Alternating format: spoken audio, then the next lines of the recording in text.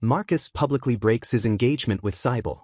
Marcus accuses Cybele of bullying Annika the moment she was revealed as the true saint. In the kingdom of Grandio, a saint is born once every 100 years. 7 years ago, the royal prophet declared the next saint would be the daughter of the Vias Count family. Cybele's stepmother recently branded her a fraud, claiming Annika is the real saint. Marcus furiously states they cannot let someone dangerous like Cybele stay near the true saint. Stripped of her status, Cybele is officially exiled. She is banished to the faraway land of Tori. The crowd murmurs in disbelief at the harsh sentence. Cybele stares in sheer shock at being sent to Tori. Marcus coldly assigns her to menial labor in the Knight's dormitory, a place currently crawling with monsters. Suddenly, Cybele's expression transforms into a radiant, sparkling smile. She clasps her hands together and enthusiastically thanks Marcus. Marcus and Annika are utterly baffled by her joyful acceptance. Cybele gladly embraces the punishment of roughing it in the Knight's dormitory with absolute pleasure. Cybele closes her eyes in profound bliss, realizing God truly does exist. She admits she's held a secret desire for far too long. She absolutely loves knights. In reality, she harbors a massive obsession with muscles.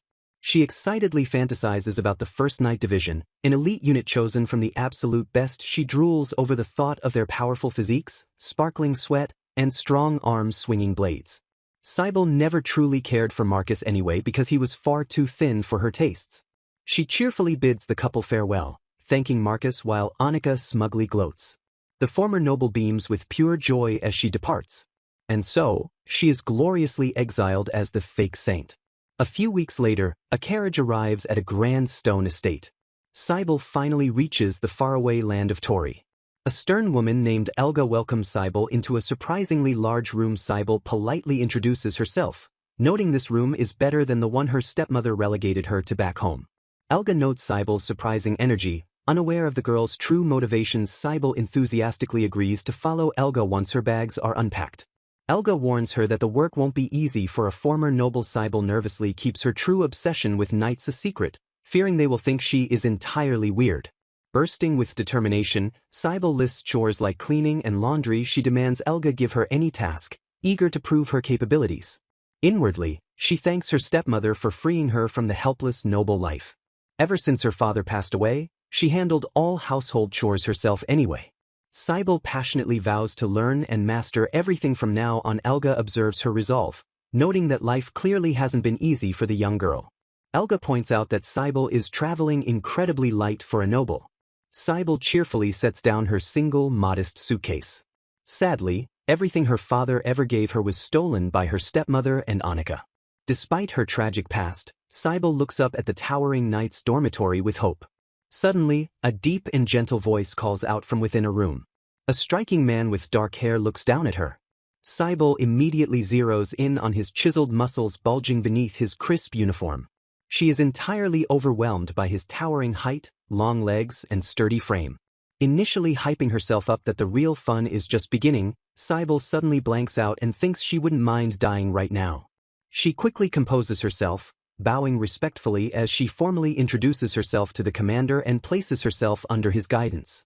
Gripping her skirt tightly, she practically begs him to take care of her despite admitting she may not be much.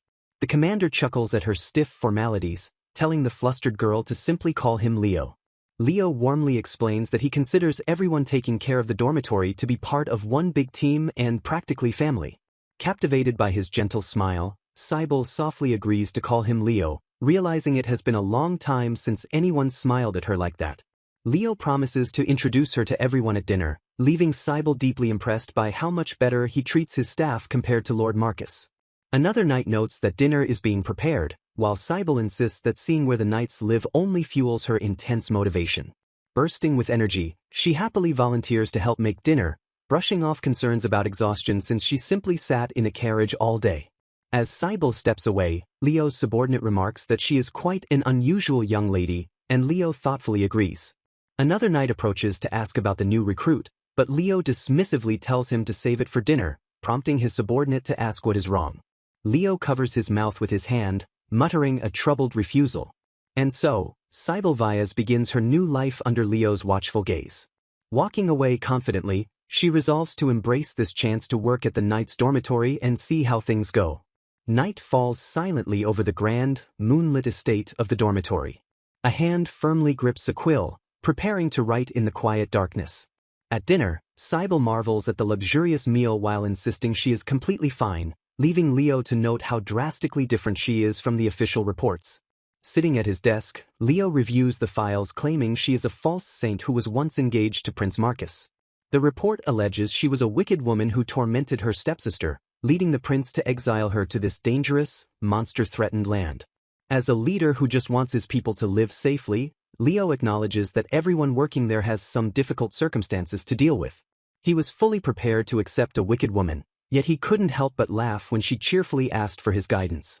Holding his quill, he questions if she intends to be his wife and if she is truly prepared to stay there for life. Despite wearing plain clothes after having her expensive belongings confiscated, her emerald green eyes sparkled with lively anticipation, unlike most terrified or exhausted newcomers. Mirko walks in and notices Leo's scary face, but Leo brushes it off to ask if Mirko thinks Lady Cybele is different from what they heard.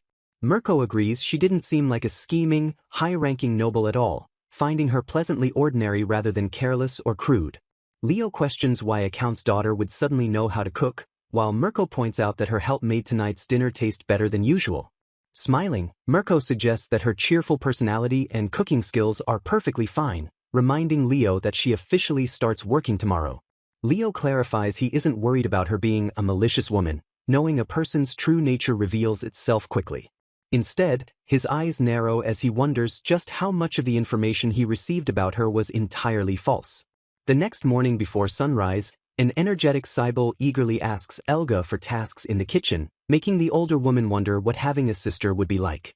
Despite the remote location, the elite knights of the Second Order are provided with an abundance of the finest food supplies. Cybele enjoys a luxurious meal of hearty meat soup, soft bread and fresh vegetables, completely overwhelmed by the delicious food and kind seniors. Surrounded by real, towering knights welcoming her warmly, a deeply flustered Cybele blushes as they accidentally step far too close. When asked to cook omelets, she accepts with explosive enthusiasm, privately praising God for this unbelievable divine reward and vowing to be a perfect girl. The dining hall erupts with joyous praise as the knights marvel over Cybele's incredibly fluffy omelets and perfectly seasoned soup. While the amazed knights ask what secret ingredient makes the soup so completely different, Cybele politely smiles while desperately holding back the urge to scream that her secret ingredient is love. Commander Leo officially places her in charge of all meal preparations, sparking a roaring cheer from the newly energized knights who feel their strength fully returning. Out in the courtyard, Elga watches in surprise as Cybele blazes through the massive piles of laundry with the practiced speed of a seasoned worker. Stretching her petite frame to reach the clothesline, Cybele wishes she were just a little taller but fiercely promises to exceed all expectations. She reflects on the harsh slave-like education of her past, which forced her to master cooking, cleaning, and laundry with absolute, relentless efficiency. Thanks to those grueling days, she had learned to finish her chores at lightning speed just so she could secretly watch night training and obsess over romance novels. While rapidly hanging up the massive shirts, Cybele suddenly freezes as she recognizes a distinct and thrilling uniform design. Her face erupts in a massive blush as she realizes she is holding the very uniforms the legendary knights sweat in beneath their heavy armor. Overwhelmed by the sheer size of the knights' muscular bodies, she stumbles dizzily, prompting a concerned Elga to urge her to rest for the day. Desperate to protect her newfound paradise, she frantically insists she is perfectly fine, terrified that revealing her knight-obsessed excitement will get her kicked out instantly. Channeling her past pride as a saint in training and a prince's former fiancé, Cybele fiercely clenches her fists and vows never to surrender to her intense worldly desires. Right as she rededicates herself to her chores, a deep, familiar voice gently calls her name from across the sunny courtyard. Turning around, she gasps to see Commander Leo, who had specifically sought her out after returning from his official duties just to check on her hard work. To her absolute shock, the commanding knights insist she rests inside while they eagerly take over their own chores to help the short-staffed dormitory. Watching the battle-hardened knights cheerfully hang laundry together, Cybele's heart swells with warmth as she finally understands what Leo meant about this place being a true family. Later, while enjoying delicious thick sandwiches on a quiet break, Cybele happily tells Elga how incredibly kind Leo, the knights, and the entire dormitory staff have been. Elga softly smiles, explaining that everyone in this remote outpost harbors their own special circumstances, which is exactly why they so warmly welcomed Cybele and her wonderful cooking. Opening up, Elga reveals she was practically sold here to pay off her parents' massive debts, prompting Cybele to gently admit that her own tragic situation is largely the same. Elga credits Commander Leo's profound kindness for making life bearable, leading Cybele to quietly realize that her brutal exile actually guided her straight toward genuine happiness. Cybele enthusiastically praises Leo's refined and approachable leadership, before turning to compliment Elga on her own striking beauty and wonderful kindness. Elga notes that the entire outpost has been visibly more energized since Cybele's arrival, leaving the young exile to gaze at Leo and wonder what secret past he might be hiding. Wiping her brow after another hard shift, Cybele reflects on her daily responsibilities, which strictly revolve around preparing hearty meals and managing the endless piles of laundry. Just as she approaches the courtyard again, Commander Leo warmly greets her for her hard work, noting the massive mountain of laundry still waiting to be tackled.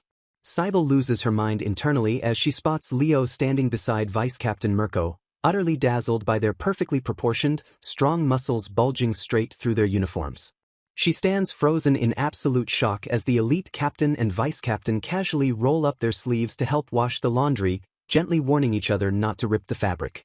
Blushing at the sight of his large hands holding the laundry, Cybele shyly protests his help. However, the man insists it will be much faster if they do it together. Overwhelmed by their kindness, she stands silently in awe. The blonde man reassures her not to worry, looking to Mirko for agreement. Mirko admits feeling guilty watching her handle everything alone, but Cybele joyfully declares that serving the knights is her happiness. They exchange warm words of mutual gratitude. Offering a supportive smile, Mirko urges her to just ask if she ever needs any help. She beams brightly and enthusiastically accepts his offer. Bidding Lady Cybele farewell, the two knights turn to leave the courtyard. As Leo and Mirko walk away, Cybele blankly wonders if they actually needed something from her. The knights marvel at a massive, mouth-watering platter of sandwiches served for today's lunch. One knight eagerly declares he has never tasted anything so completely delicious. A delighted knight praises Lady Cybele as an incredible cook, marveling at the incredibly crispy lettuce. While Mirko assumes she uses a special technique, she humbly reveals she simply washed and tore it by hand.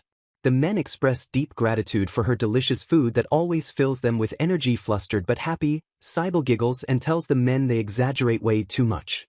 Smiling warmly as the knights devour her meals, Cybele feels profound joy that she came here. She internally notes the strange absence of monster attacks in the dangerous area ever since she arrived. When a knight volunteers to handle the dishes, Cybele openly admires his impressive arm muscles and thanks him. She innocently attributes the absolute peace of the territory to the hard work of the knights protecting them. Later, in a quiet study, Leo confronts Mirko about his thoughts on the situation. Mirko rests his chin on his hand, deep in serious contemplation. Mirko concludes that while slightly odd at times, Cybele's completely natural reactions hold absolutely nothing suspicious. Pacing the room, Leo firmly agrees that the young woman doesn't appear to be acting at all. They reflect on her incredibly diligent and humble nature, noting her clear lack of any ill intent. Leo adds that Elga confirms Cybele does a fantastic job and absolutely never slacks off. Mirko solemnizes that Cybele's father, Count Vyas, tragically passed away 5 years ago. They piece together that her stepmother likely harbored a terrible relationship with Cybele. This drove the stepmother to adopt a relative solely to steal the family title. The knights theorize the wicked stepmother framed Cybele with completely false claims. She likely did this so her own real daughter could marry the prince, who blindly believed the lies without any proper investigation. Staring blankly ahead with furrowed brows, Mirko realizes the grim severity of the situation. He mutters quietly that the entire ordeal is incredibly bad. Leo severely warns Mirko that if this theory holds true, he won't be able to remain uninvolved in the fallout. Sweating slightly, Mirko agrees they must secretly investigate to protect Prince Marcus's future. A heavy silence falls over the room as Mirko stares downward in deep contemplation. Looking at the back of Cybele's braided hair in his mind, Mirko grimly imagines the horrible treatment she suffered under her stepmother. He softly confesses that he kind of understands exactly how that terrible isolation feels. He marvels at how her small body must have endured an unimaginable amount of hardship until now. Despite all her intense struggles and hard work, she miraculously remains endlessly cheerful. Clenching his hand over his face, Mirko fiercely resolves to help her if she ever struggles again. He firmly believes she has been through enough and truly deserves to just be happy now. Leo chuckles, suggesting that Cybele might actually be enjoying herself far more than they ever expected. Announcing a short break, Leo teasingly asks a flustered Mirko if he is currently thinking about her. Feeling thirsty in the middle of the night, Cybele happily decides to head down to the dining hall for some water. She gleefully reflects that every single day has been filled with pure happiness since she started working at the dormitory. Smelling the distinct aroma of herbal tea, Cybele cautiously peeks through the dining hall door. She is immediately spotted by the dark-haired knight, who calls out her name in surprise. The knight gently questions what she is doing awake and wandering the halls at this late hour. When she explains she just came for water, he notes that her timing is absolutely perfect. Reaching across the table, he gently offers her a warm cup of the brewed beverage. Blushing with wide eyes, Cybele accepts the drink and enthusiastically thanks him. The dark-haired knight sits quietly in the dim light, gazing at her with a remarkably soft and tender expression. The peaceful atmosphere thickens between them as she enjoys the warm drink. Brimming with energy, Cybele declares that everyone is so kind and she thoroughly enjoys her daily work. After confirming she has grown used to life there, she happily compliments the refreshing aroma of the tea. Cybele stares at him in mild confusion as a gentle, knowing smile spreads across his handsome face. Uttering a thoughtful hum, he continues to watch her with deep affection. Struggling to open a stubborn honey jar to sweeten her tea, Cybele gladly steps aside as Leo gently offers to help her. She silently swoons over Leo's long, bony fingers and prominent veins as he effortlessly pops the lid, mentally scolding herself for comparing his kindness to Prince Marcus's arrogance. Their hands unexpectedly brush together with a soft, startling tap. Flustered, Cybele frantically apologizes for accidentally touching the hands of a national treasure, while Leo calmly tries to reassure her. With a faint blush coloring his cheeks, Leo softly insists that he should be the one apologizing instead. Startled by his proximity, Cybele quickly excuses herself to fetch the honey, leaving a confused Leo wondering if he has something on his face. Despite her initial panic, she finds comfortable solace in that quiet moment as the sweet honey slowly dissolves into her tea. She wonders why Leo's beautiful black hair and deep eyes feel so incredibly familiar, as if she had already seen them in a dream. Later that evening, Cybele excitedly sits down at the dining table and happily declares it is time to eat. She practically drools over the wonderful aroma of the rabbit stew, slowly simmered in red wine and served with perfectly fluffy round bread. Overjoyed by the delicious food and kind knights, she realizes how much better this life is compared to the 5 years she spent trapped doing chores and receiving strict princess education. Startled from her euphoric daze, Leo suddenly appears behind her and asks what is making her so incredibly happy. Mortified that she accidentally spoke her thoughts out loud, Cybele frantically apologizes for raising her voice as Leo casually mentions he was just looking for a drink. Leo insists she keep eating and asks to join her, pouring himself a warm drink while she eagerly welcomes him to the table. As Leo takes a slow sip, Cybele blushes wildly, utterly captivated by the sight of his strong and manly Adam's apple. Snapping back to reality, she mentally slaps herself and vows to act like a proper lady instead of staring. Leo notes how much she seems to enjoy her meals, and Cybele happily compliments the deliciously cooked food. Savoring the meal, she softly expresses how incredibly lucky she feels to eat such soft, fluffy bread every day. Leo finds her humility highly unusual, pointing out that as a former noble lady and princess fiancée, she must have eaten luxurious meals before. Cybele humbly admits she still has a long way to go compared to senior chefs, but Leo suddenly chokes on his drink when she panics over them sharing the same cup. Smiling warmly, Cybele expresses deep respect for the knight's kind and calm nature, noting how they completely lack the ungrateful arrogance of capital nobles. Leaning in close, she fiercely defends their honor, assuring a surprised Leo that her praise isn't an exaggeration at all. Leo gasps softly, momentarily caught completely off guard by the raw, unwavering sincerity sparkling in her wide eyes. Breaking the tension with a light-hearted laugh, Leo admits that talking with her gives him energy and genuinely helps him too. Blushing deeply at the unexpected compliment, Cybele realizes she never once shared such a genuinely enjoyable, laughing moment with Prince Marcus. She marvels at how freely the knights laugh here, a stark contrast to the strict, emotionally repressed nobles and royals she grew up around. Smiling gently, Leo agrees that talking with her is always fun, leaving Cybele deeply grateful for the annulment of her terrible engagement. Cybele suddenly feels dizzy, her mind spinning as she gazes at Leo, realizing he is the absolute ideal of a considerate, attentive knight captain.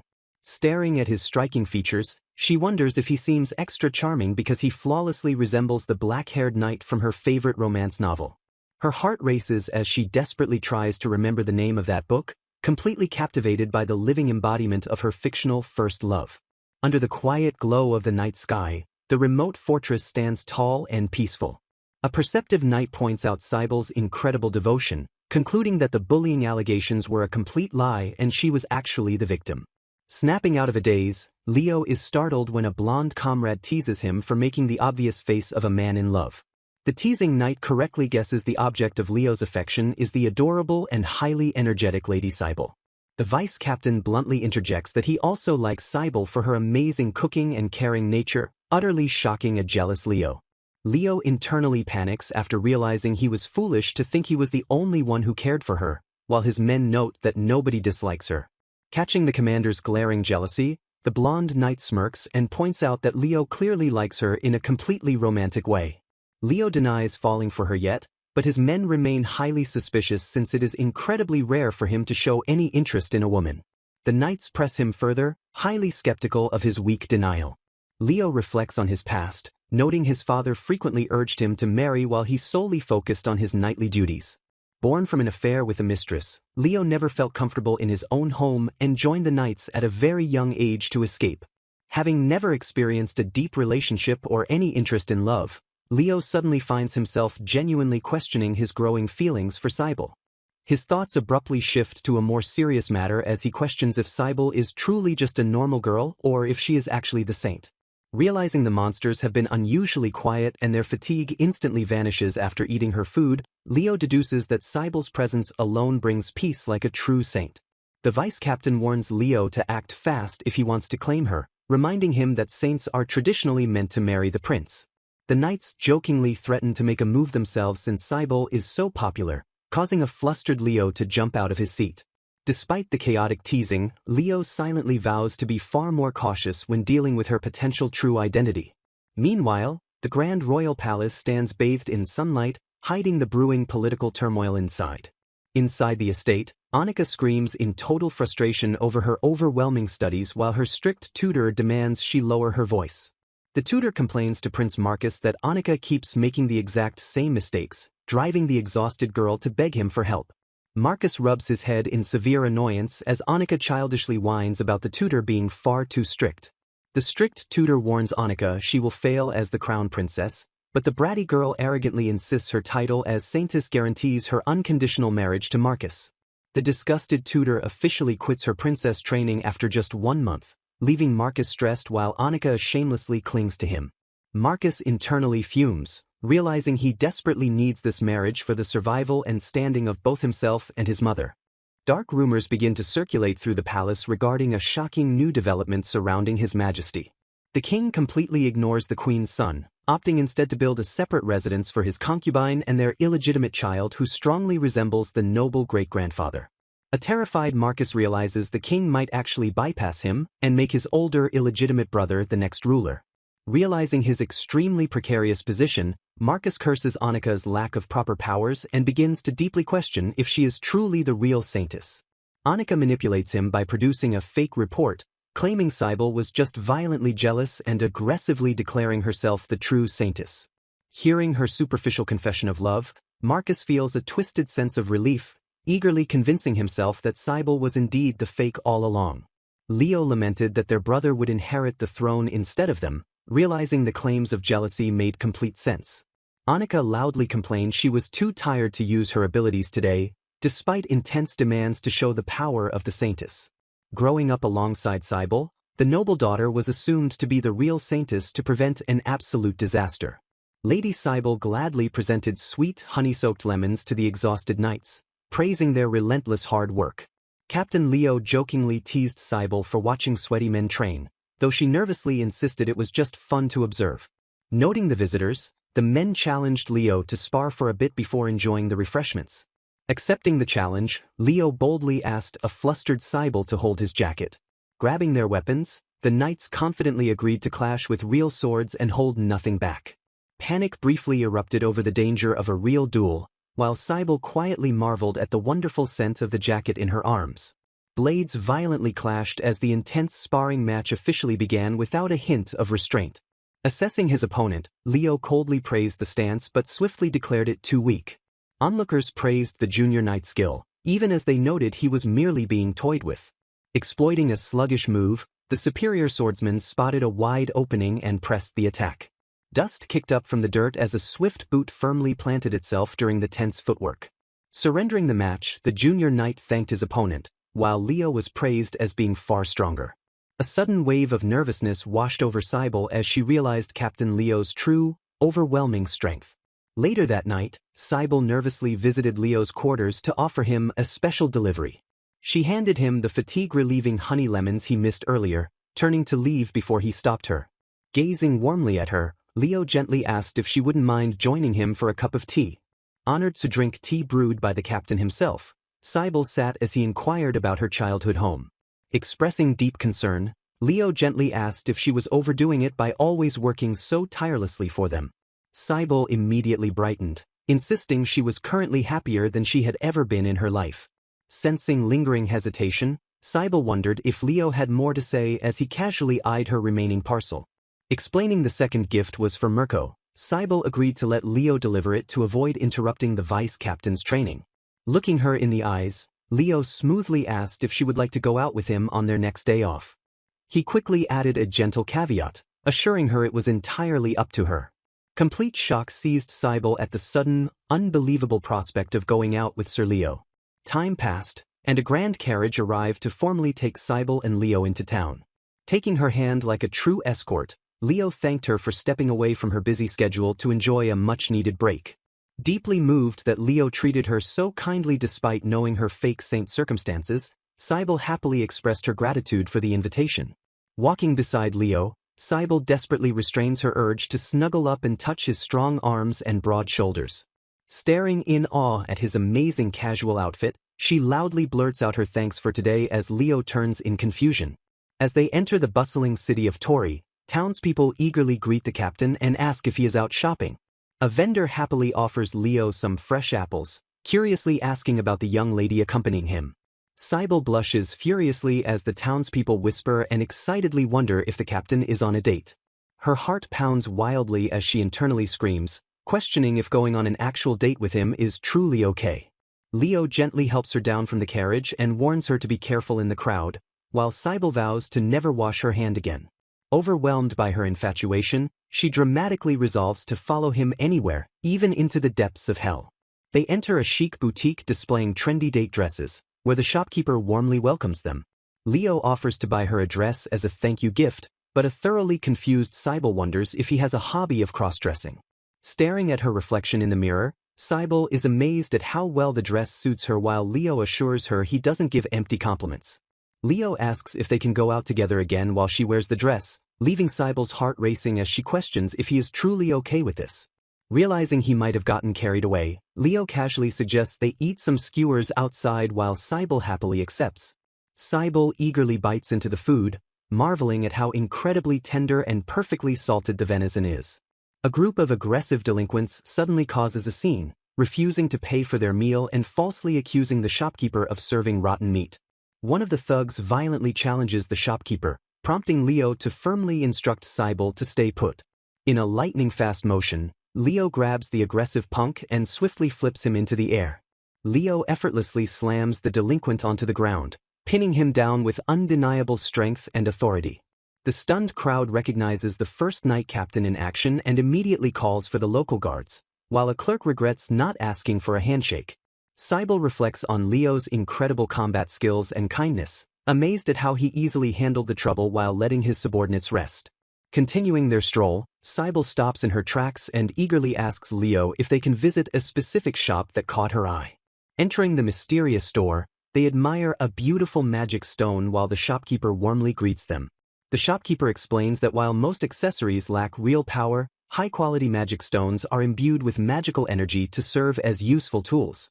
Cybele's eyes light up as she notices a specific stone, realizing its deep color perfectly matches Leo's eyes.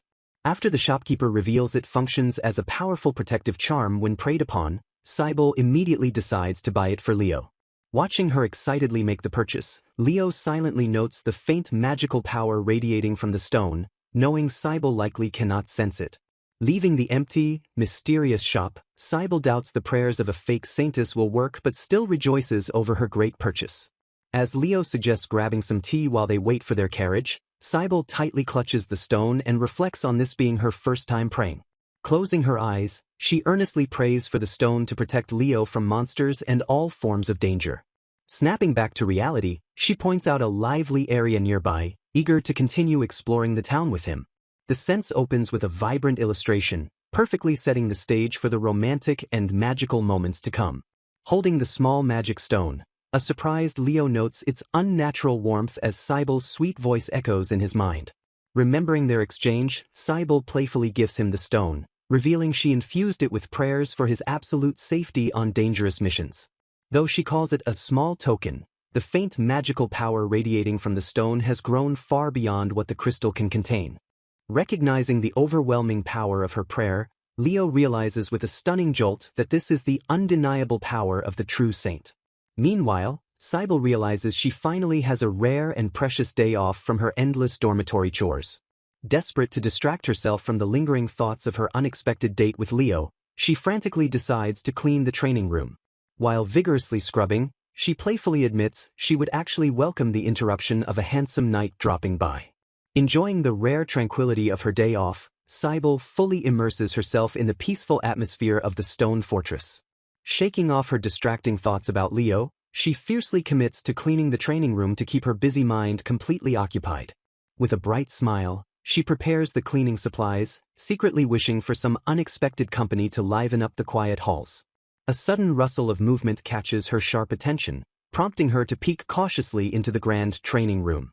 To her absolute shock and intense delight, she spots a shirtless Leo, internally screaming over the glorious reward of his magnificent muscles.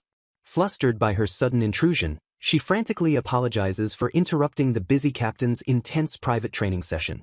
Utterly dazzled by his overwhelming presence, Cybele realizes her wildly racing heart is driven by something far deeper than just muscle appreciation.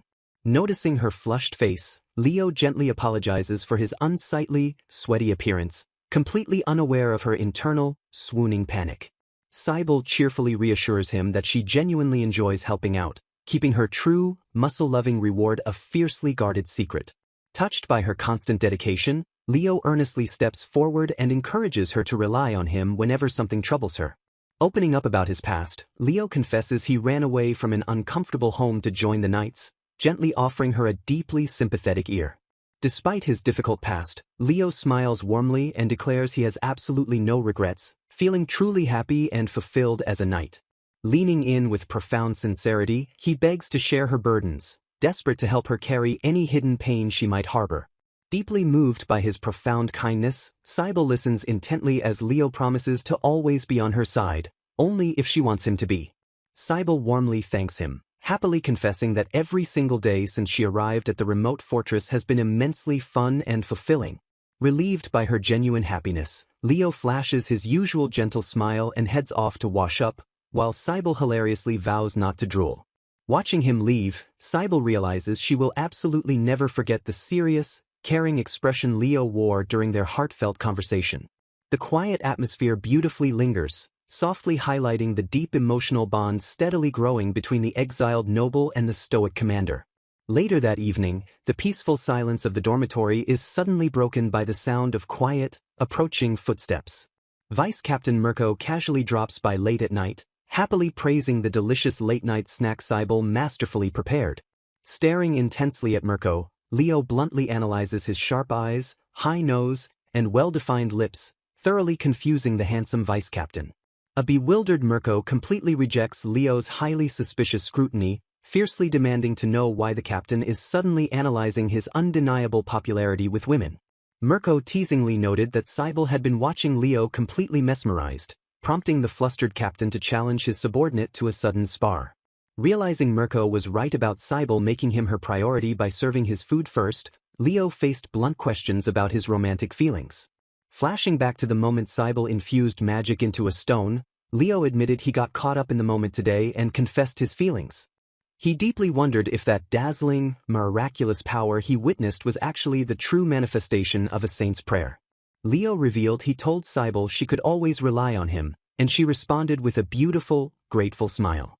Mirko confidently stated Leo's feelings definitely reached her, though Leo remained incredibly anxious about the entire situation. Staring ahead with absolute resolve, Leo declared his profound love for Cybele regardless of her true identity.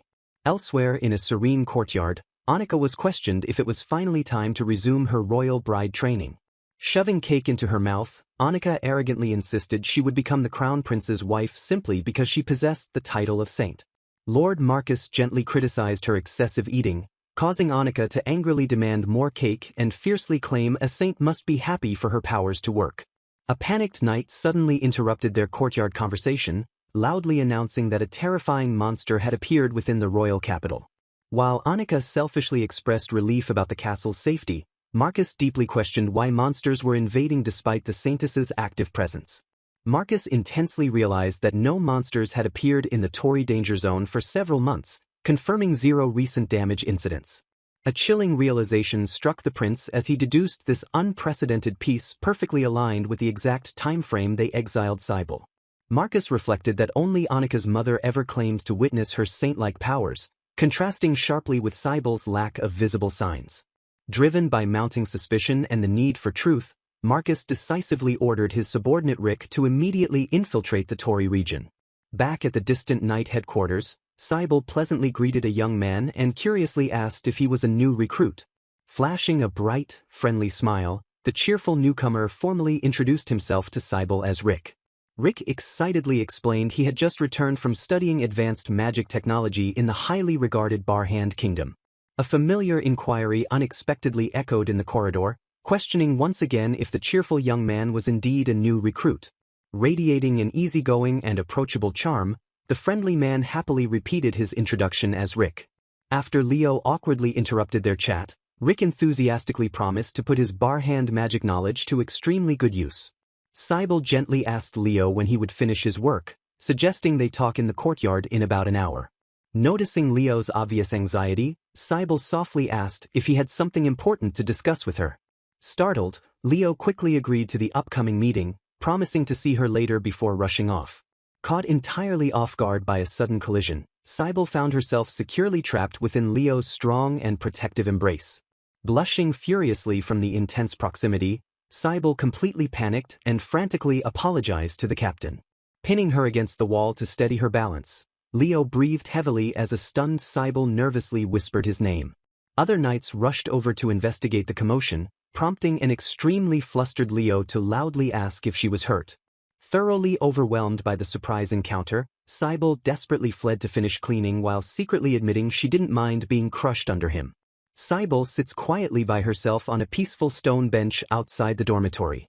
A dark-haired knight approaches with a warm smile as Cybele happily recognizes him as Rick. Hoping to return the kindness she received, she warmly greets the newcomer and explains she is just waiting for someone. Leaning in close with a charming smirk, Rick boldly asks if her secret meeting is actually a date. He teasingly probes if she has a lover among the many men in the First Knights while she frantically denies the idea. Brushing off his teasing, Rick notices the captain arriving and quickly bids her farewell. Leo approaches with a serious expression and immediately asks if the knight was bothering her or trying to talk about romance. Leo explains that a sudden transfer from the capital is highly suspicious and firmly warns her to be careful around the newcomer. A subordinate suddenly yells for the captain about an urgent matter, prompting Leo to leave after making her promise not to be alone with Rick. Not entirely sure what is going on, Cybele resolves to heed the captain's warning and stay on her guard.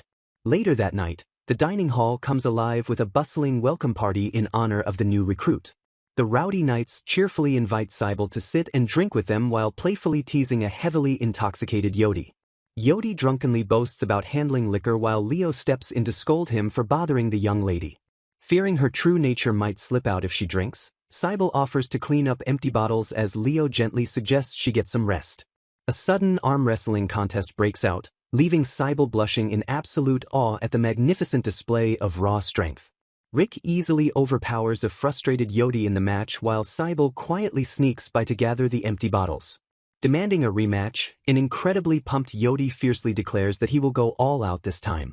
To Cybel's absolute shock and horror, the drunk knight starts aggressively stripping off his shirt right in the middle of the dining hall. Elga furiously yells at the idiot to dress himself as a completely flustered Cybel flees the chaotic room in a total panic. Leo quickly follows her out into the quiet hallway where they share a silent and slightly awkward pause. Cybel frantically begs him not to change anything since she will be careful, leaving Leo to sigh deeply over his unruly men. Stepping safely into her room, she cheerfully assures him that she doesn't mind the chaos at all. Looking deeply conflicted and slightly nervous, Leo hesitantly asks if he can have a moment of her time. Her mind instantly races in sheer panic as she wonders if the captain somehow realized she was secretly admiring their muscles. Dropping to her knees in pure desperation, she profusely apologizes and dramatically begs him not to hold back her punishment. A completely baffled Leo asks what on earth she is talking about as she tearfully pleads with him not to kick her out.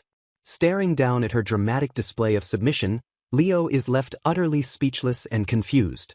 Gently urging her to stand, he softly explains that he had no particular reason and simply wanted to talk with her for a bit.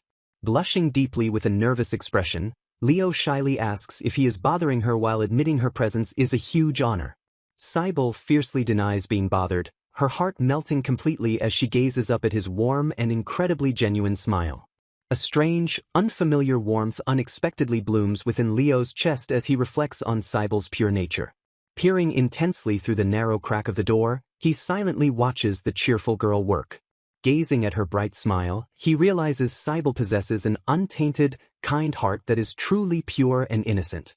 Remembering how she shyly lowered her gaze and deeply blushed, Leo furiously covers his own face while worrying that living in a male dorm must be tough for her. His comrades openly declare they should appreciate her far more, praising how the selfless girl always prioritizes them despite claiming she is fine.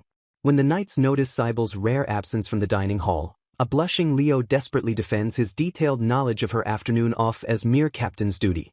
A dark-haired knight playfully wonders if he should ask Cybel out on a date, instantly sparking shock before casually taking a seat.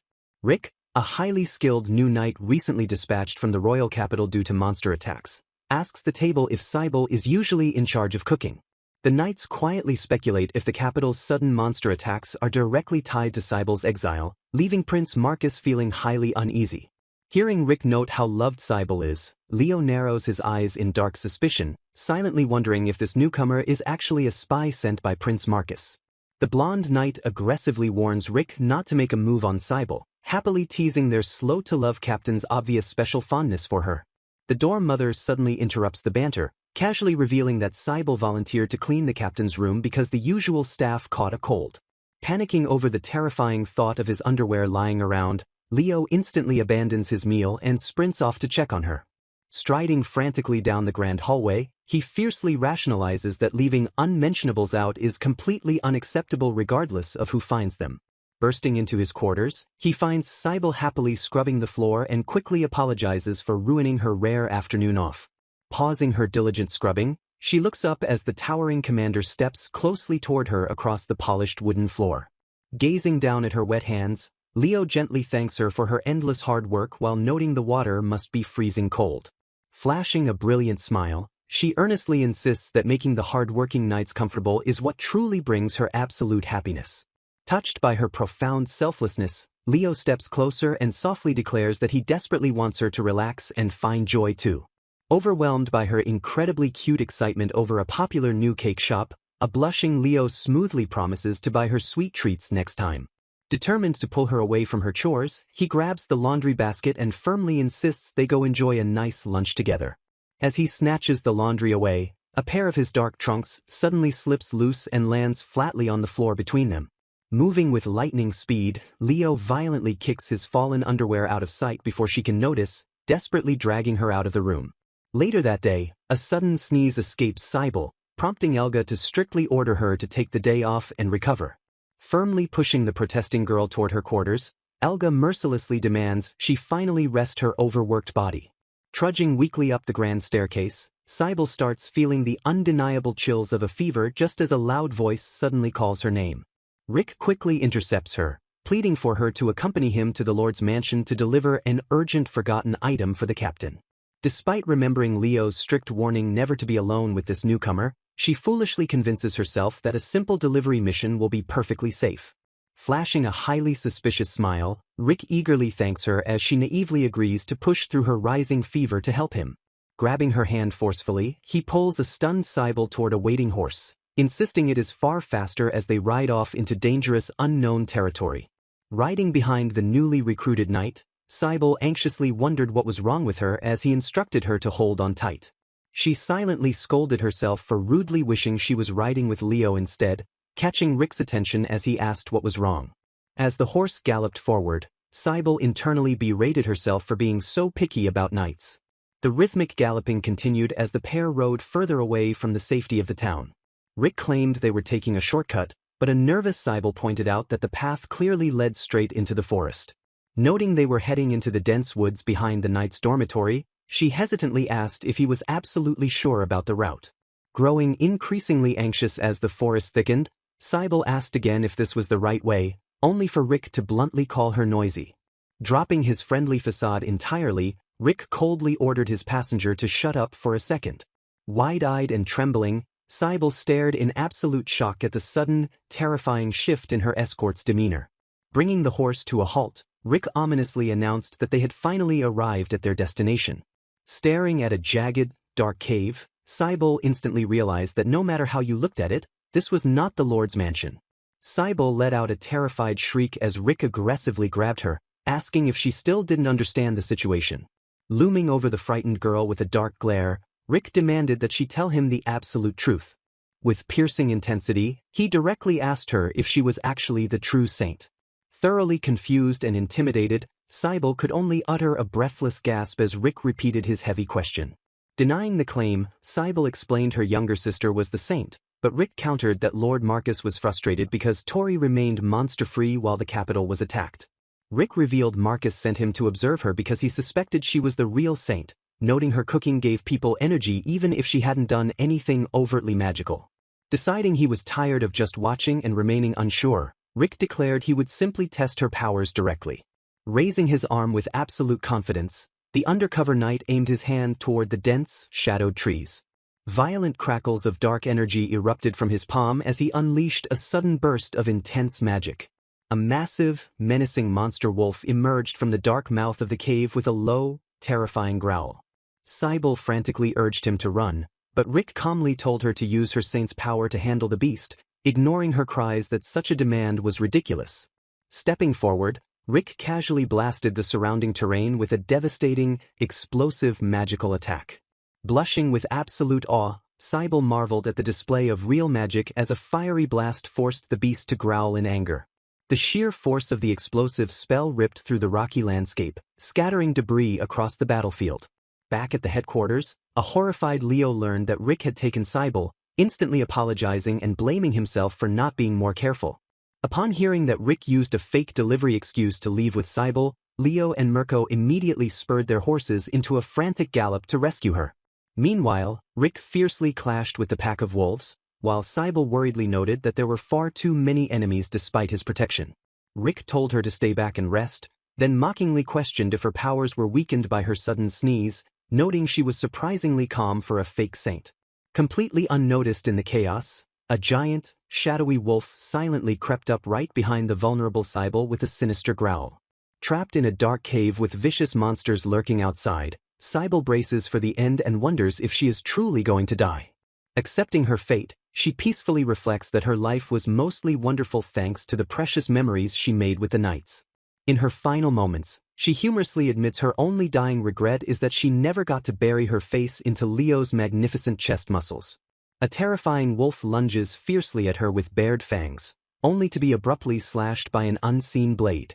Blood splatters the air as Leo arrives like a striking hero on horseback, desperately calling out her name. Cybele stares in wide-eyed disbelief as a frantic Leo rushes toward her, deeply moved that he came to her rescue. Believing herself to be the luckiest person alive, Cybele loses all her remaining strength and gracefully collapses toward the ground. Suddenly, a blinding, magnificent aura erupts from her body, illuminating the entire area with divine energy. With her eyes closed and hands gently clasped, Cybele unconsciously channels an overwhelmingly pure light. The sheer intensity of the radiant magic sears the terrifying monsters, causing them to scream and retreat in agony. As the divine light slowly fades away, Cybele lies completely unconscious on the ground while Leo and Rick rush to her side. Scooping her up in his arms, Leo realizes in horror that her body is burning up as Rick urgently calls for a doctor. In that miraculous, life-saving moment, the undeniable power of the true saint was completely unleashed.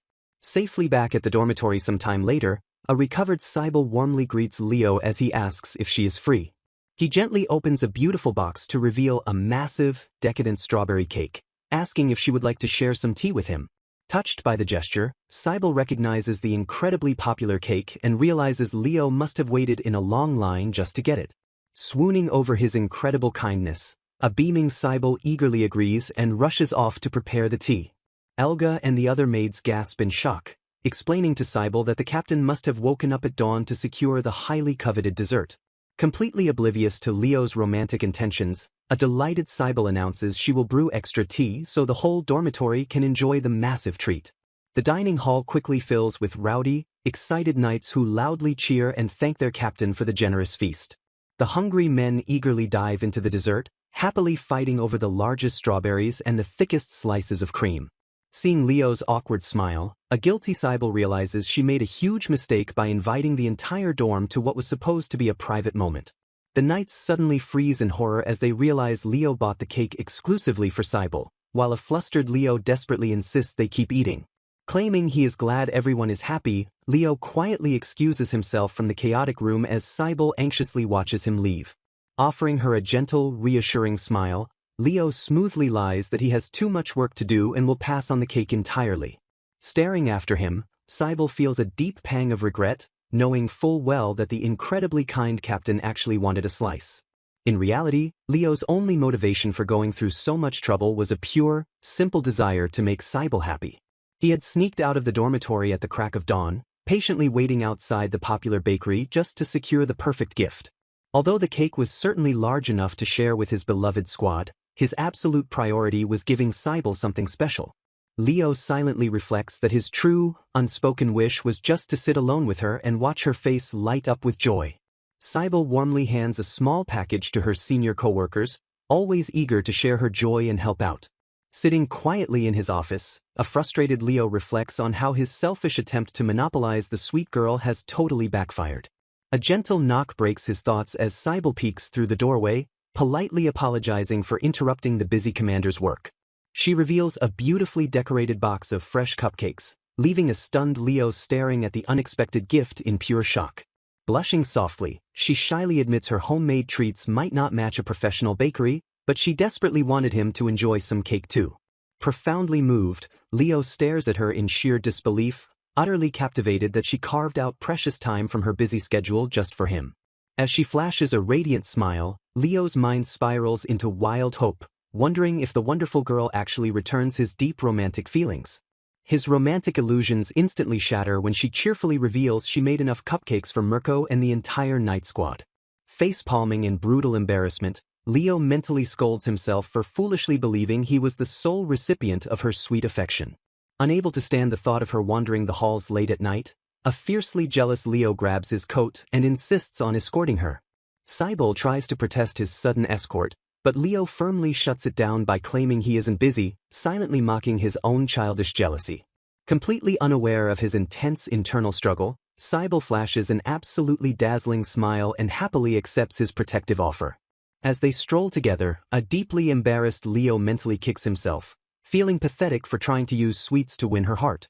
The scene shifts to a sharp-eyed young man named Yodi, who confidently introduces himself as an elite member of the First Knight's Order. Sitting casually in his quarters, Yodi openly declares his deep, unwavering loyalty to his esteemed and legendary division. Reflecting on his prestigious background, he warmly praises Leo as a kind older brother figure who effortlessly commands the respect of his men. His thoughts happily shift to Cybele, the adorable new arrival who instantly brightened the grim outpost with her incredible cooking and constant smiles. A soft blush creeps across his face as he vividly imagines the delightful, impossible fantasy of making the sweet girl his girlfriend. However, Yodi's hopes take a hit when he notices the intensely rare, romantic attention their normally stoic captain directs solely at Cybele. Narrowing his eyes in sheer frustration, Yodi agonizes over his captain's absolute inability to confess due to his unbelievable shyness.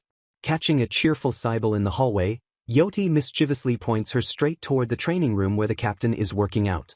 Sensing a golden opportunity, Yodi smoothly tasks the eager girl with delivering fresh water and a towel to the sweating commander. Yodi chuckles wickedly as his brilliant matchmaking plan falls perfectly into place, watching the unsuspecting girl approach the training room.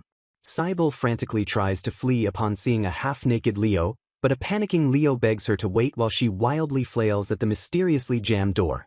Closing the distance in a flash, the heavily muscled, shirtless Leo accidentally pins a deeply flustered Cybele against the stubborn wooden door. As Leo softly orders her to wait, a suspicious rustling noise from the other side of the door suddenly catches his sharp, battle-trained attention. With an explosive surge of raw power, Leo violently smashes his fist straight through the heavy wood, obliterating the door in a massive shockwave. The shattered door crashes to the floor, leaving an oblivious Cybele to loudly cheer for Leo's unbelievable display of brute strength. Leo glares absolute daggers at a cowering Yodi, while a panicked Cybele rushes off to find an ice pack for the groaning knight. Rubbing his bruised head, Yodi pathetically whines to a terrifyingly calm Leo that he was only trying to force a romantic moment between them. Yodi thinks about how close Leo is to making a move yet so far, noting he would be much more aggressive in that situation. A shirtless, sweaty Leo appreciates Yodi's thought but asks him to support them in a more normal way, though Yodi justifies his actions by saying he at least made Cybele's heart race a little.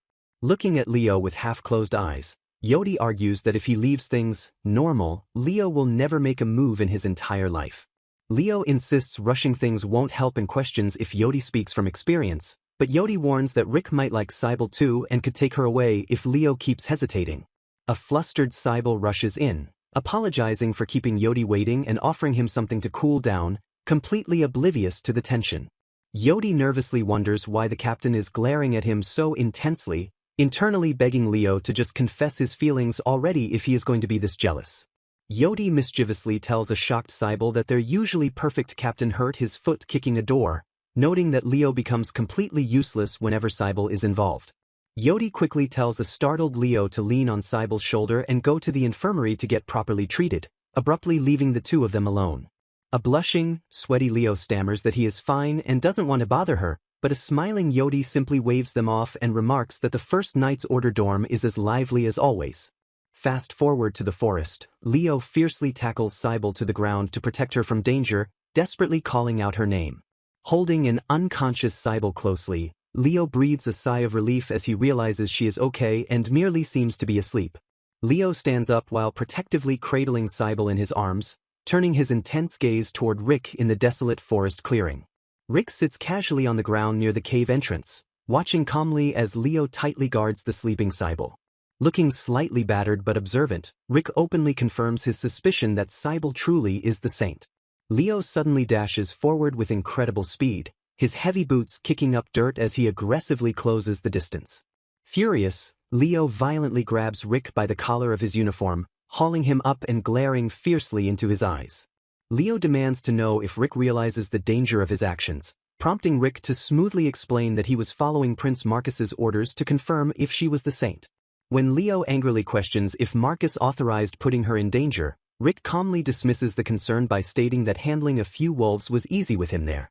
Leo sharply headbutts Rick with a violent impact, punishing him physically for recklessly endangering Cybele's life.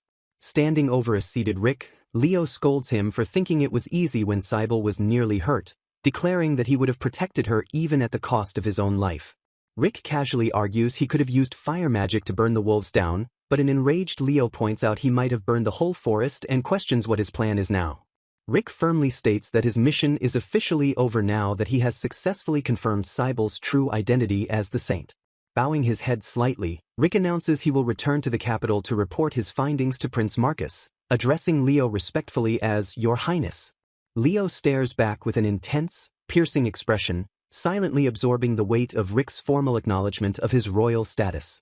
Rick observes that there are no portraits of Leo past childhood since he was an illegitimate prince born to a concubine, but notes his deep black hair is unmistakable. Looking at Leo's back, Rick explicitly identifies him as Prince Marcus's half-brother and the formidable captain of the First Knights. Rick muses that staying hidden in Tori as part of the First Knight's Order, the strongest shield in the kingdom, might actually be the safest place for a runaway prince. Rick wonders how Marcus will react to the truth, noting that having the real saint with the first prince might be convenient, but His Majesty won't be pleased if the false saint is exposed. Rick notes that Leo is quite the gentleman compared to his brother and suggests taking the throne to marry Cybele, but Leo firmly states he just wants to respect her wishes. Rejecting the royal title entirely, Leo firmly declares there is no need for such schemes because he is simply the captain of the First Knights. A stern knight orders their group back to the dormitory, warning his captive that returning to the capital won't be easy, while questioning how long they can keep up this charade. Cradling the unconscious Cybele on horseback, Leo acknowledges that she is undeniably the true saint, though a lingering doubt plagues his mind.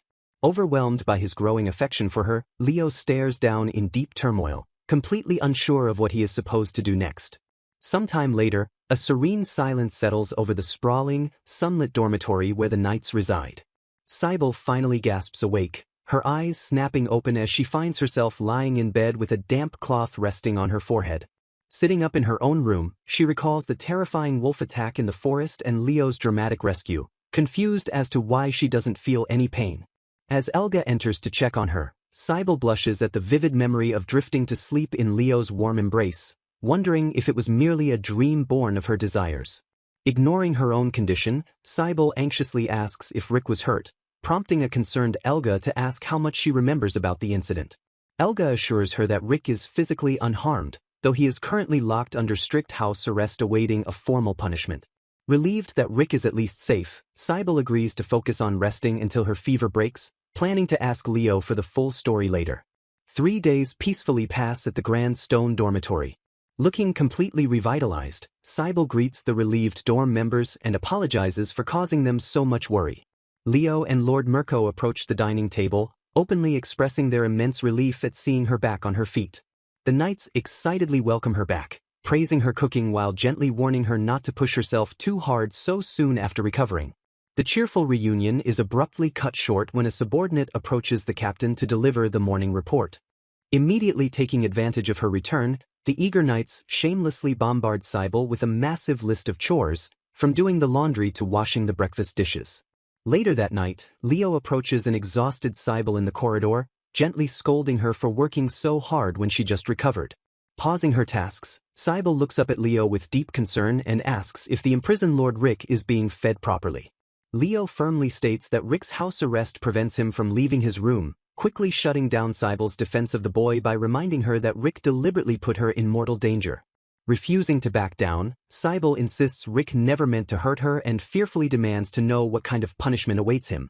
Hearing her pleas, Leo quietly reflects on his own guilt as a false saint, acknowledging that Rick was merely following Prince Marcus's cruel orders.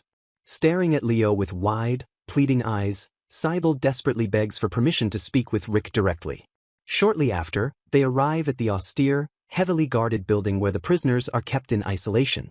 A masked guard unlocks a heavy wooden door, gruffly announcing a visitor as Cybele peeks nervously into the stone-holding cell. Inside the dim room, Rick sits tensely on a sofa, his expression shadowed by guilt and defeat. Cybele steps inside and breathes a sigh of relief that he looks relatively unharmed, though she immediately frets over a small wound near his mouth as he mutters a quiet greeting. Stepping into the room, Leo firmly requests a moment alone with the prisoner, prompting Rick to quietly agree. Cybele thanks Leo as he steps out and shuts the heavy door behind him, promising to wait right outside the cell. Now alone with her former attacker, Cybele immediately shatters the tension by sincerely thanking him for protecting her from the terrifying monsters. Utterly blindsided by her gratitude instead of the anger he expected, Rick's eye widens in sheer, stunned disbelief. Dismissing her fainting spell as proof she isn't a saint, Cybele is bluntly told by a dark-haired man that she is stupid and that he intentionally brought her there for a valuable experience. Leaning in with an intense glare, he warns a bewildered Cybele that her naive attitude will eventually cause the captain to eat her up. Cybele innocently misinterprets his warning as literal cannibalism to defend Leo, prompting the exasperated man to clarify that knights are simply rough men. He stares her down and cynically explains that men are creatures consumed by their dark desires, choosing to hide their true nature from her. Closing her eyes thoughtfully, Cybele softly concedes that everyone harbors secrets they cannot easily say out loud. He presses the issue, warning that discovering those hidden truths might hurt her and eventually cause her to hate the knights who risk their lives for the country. Clenching her hand over her heart, Cybele passionately declares that her own sacrifices are meaningless compared to the country and vows she could never hate them. Smirking at her resilience, he casually reveals that he wasn't actually the one who saved her, leaving Cybele stunned as she realizes her rescue wasn't just a dream. Surrounded by a mental vision of roses, Cybele blushes deeply as the overwhelming realization hits her that Leo was the one who carried her back. A few days later, a sweeping view of a grand castle is shown as someone loudly calls out for Cybele. Inside a study, an angry blonde man yells at Prince Marcus for recalling him without a word of thanks, while the prince merely sits back with a bored expression. The blonde man demands to know if Cybele is the real saint while defending his reckless methods, but Marcus calmly counters that he never ordered him to put her in danger. When Marcus confirms Cybele is the real deal and clicks his tongue, the blonde man explodes in frustration, accusing the prince of acting high and mighty. Relaxing confidently on the sofa, Prince Marcus definitively declares that Cybele is without a doubt the real saint. The blonde man breaks into a cold sweat, visibly shaken as he stammers that there must be some terrible mistake. Unfazed by the lack of physical evidence, Marcus explains he saw the truth with his own eyes and challenges the sweating man to either believe him or the other witnesses. As the blonde man nervously leaves the room, Marcus cryptically warns him to be careful because there is someone else hiding within the First Night Order. Sweating profusely in the hallway, the panicked man worries that his brother might actually become the crown prince, cursing his father's potential favoritism. He is suddenly startled by guards shouting at Prince Marcus to stay away from the dangerous night training grounds, sparking a dark memory of a rumor about someone joining the order. Clutching his face in distress, the blonde man mutters about the disastrous situation, realizing what a complete mess his plans have become. Meanwhile, a cheerful Cybele stands brightly under the sun, enthusiastically thanking Lord Mirko while he internally wonders what she is doing out in the remote lands. Inside a rustic kitchen, Mirko asks if she was heading to the dining hall, but Cybele happily pivots and offers to brew him some tea instead. Cybele expresses her deep happiness at being surrounded by such kind people, and Mirko warmly admits that her constant cheerfulness significantly brightens his own mood. Looking back at her, Mirko completely changes the subject and bluntly asks Cybele what she really thinks about Leo.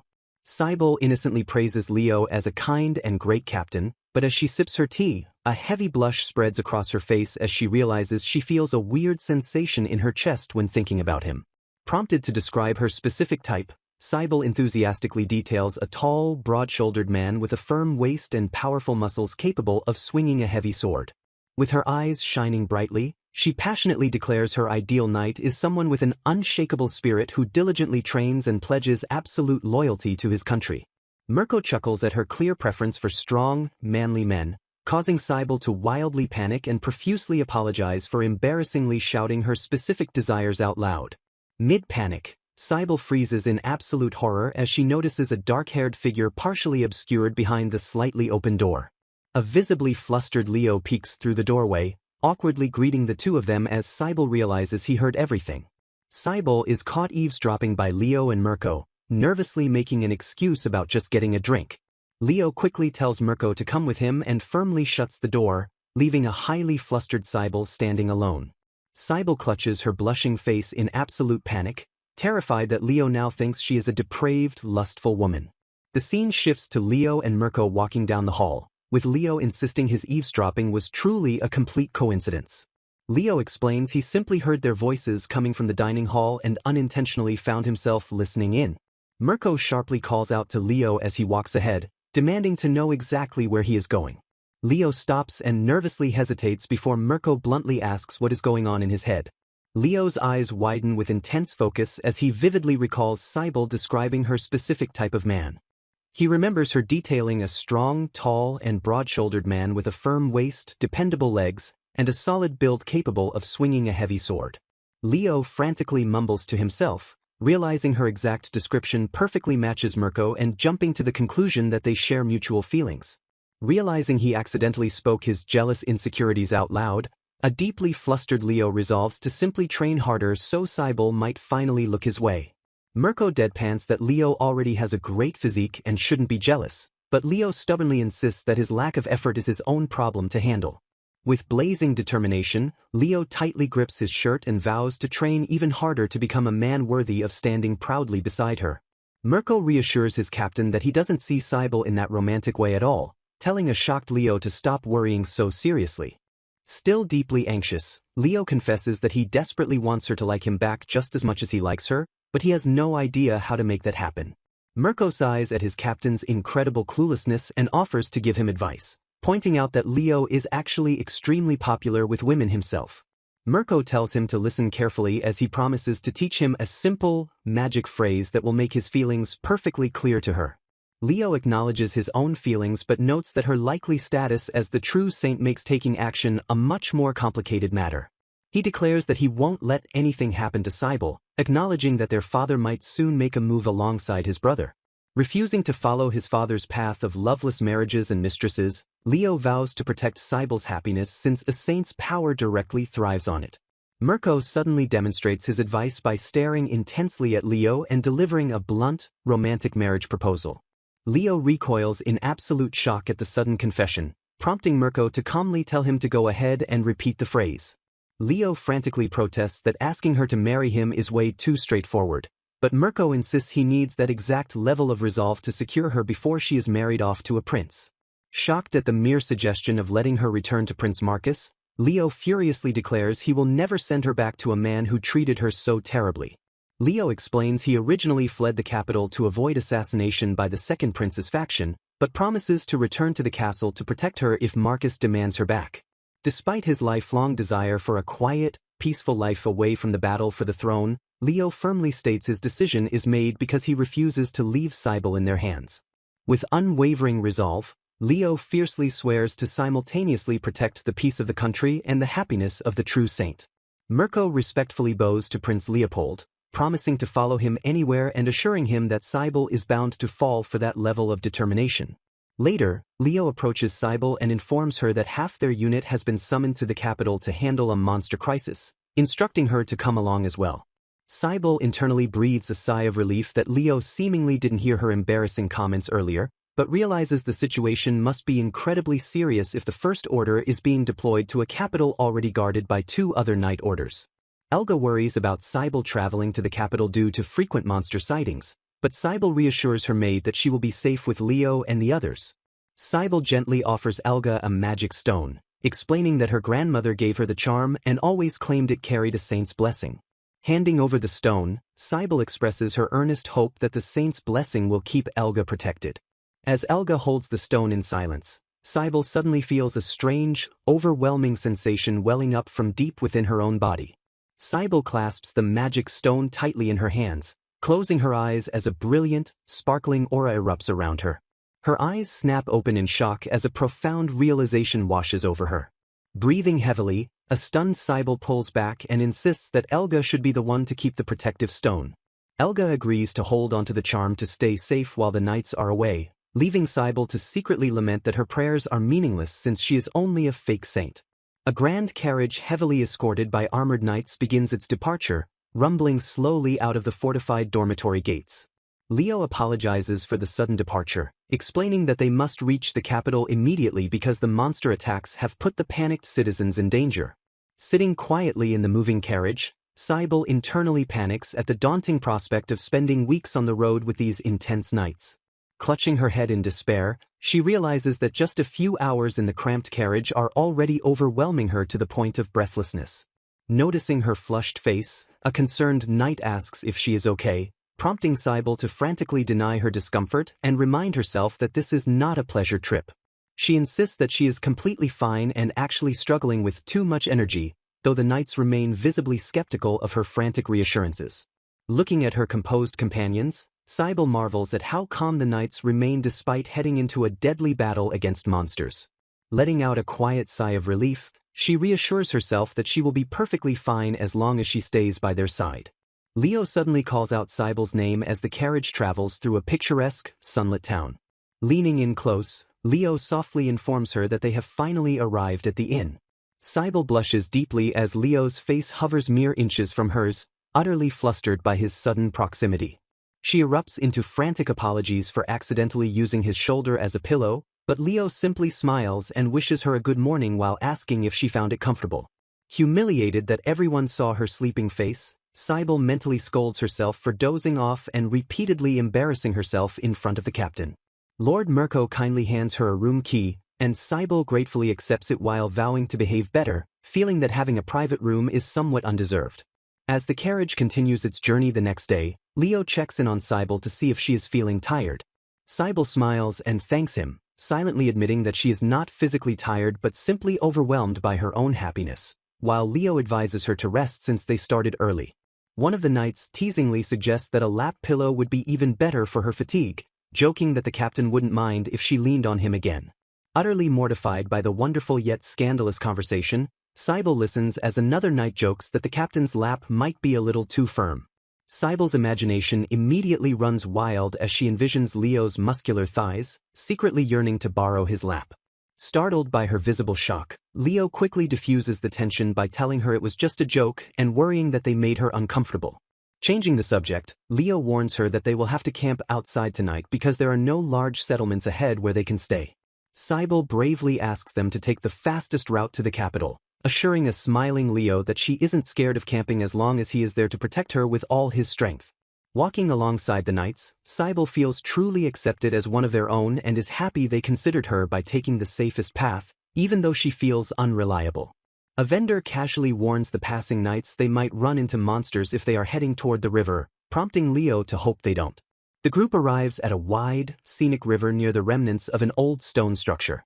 The knights set up a small riverside camp, with their horses drinking peacefully from the water near their pitched tents. When asked about dinner, Cybele cheerfully announces she made ham and vegetable sandwiches along with a simple soup. The knights praise the delicious meal, noting how amazing her soup tastes and how it gives them strength. Cybele serves the food with a bright smile, happy that her efforts and love are making the knights feel better and recover their strength. Determined to be useful since Elga isn't there, Cybele vows to do her absolute best to support the team. After dinner, the knights tell Cybele she gets an entire tent to herself while they keep watch in the tent right next door to ensure she sleeps safely. Inside their cramped tent, Leo and Mirko comically argue over space, realizing they can't possibly fit together. Refusing to take an entire tent for herself, Cybele bursts out and stubbornly offers to take guard duty instead so the knights can sleep comfortably.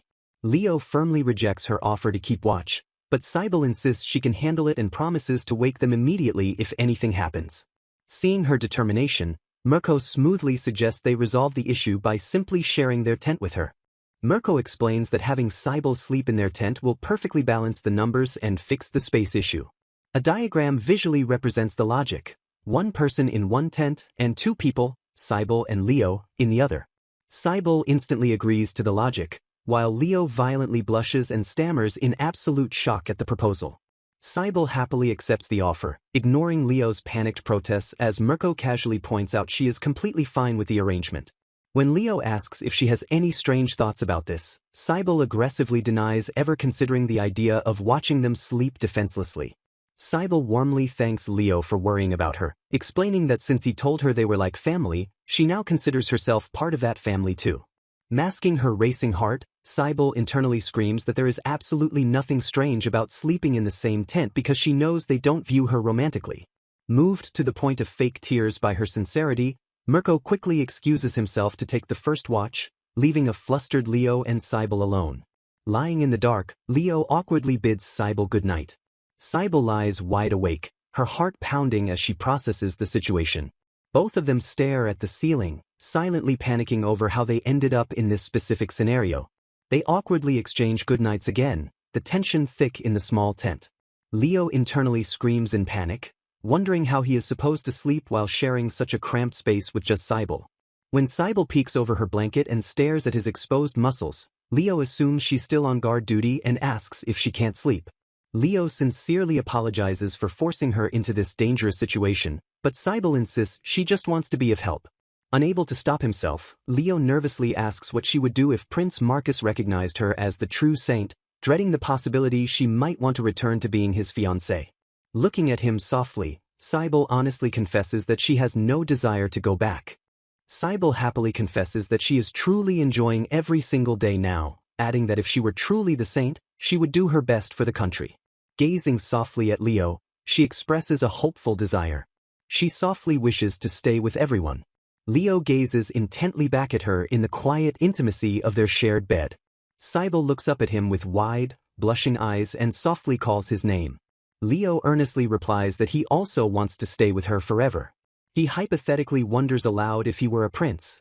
Leaning closer, he asks if she would stand by his side to protect the country together, adding that it would make him genuinely happy. Startled by the implication, Cybele quickly clarifies that she just meant she wants to keep doing her best to take care of everyone. Leo smiles tenderly, declaring that if his captain says so, he is invincible and will use all his strength to protect her happiness. Suddenly, a blonde man peeks through the tent curtains and asks if Cybele is asleep. A heavily blushing Leo vigorously denies the man's teasing question about whether he at least stole a kiss. The man scolds Leo for being too slow and wasting the perfect chance, warning that if no one pushes them together, they will stay like this forever. As Cybele drifts off to sleep, she feels like she just had a very nostalgic dream.